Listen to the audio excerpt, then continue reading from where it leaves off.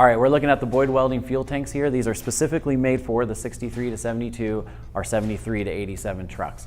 A few different variations. Starting off, they'll do it in a Carb or EFI version. The Carb is exactly how there's nothing inside. It'll have a draw port over here on the tank, so you can run that right up to the Carb. On the EFI, you'll see this machine top plate here. That'll have an Aeromotor 340 pump already installed as an assembly, ready to go and plumb up to your EFI engine. The second one is going to be your bed fill or your side fill. This is the side fill, more commonly used on Blazers, Suburbans. The bed fill is going to be exactly that, fill through the bed, and they do leave it short underneath the bed so you can kind of cut your access door however you want. You're going to have your return line for the EFI application. You're going to have a vent port just to let the tank breathe. Fuel sending unit, really just a nice made tank, all direct fit into the C10s, and you can purchase it all right from us on the website or give us a call at 480-420-8175.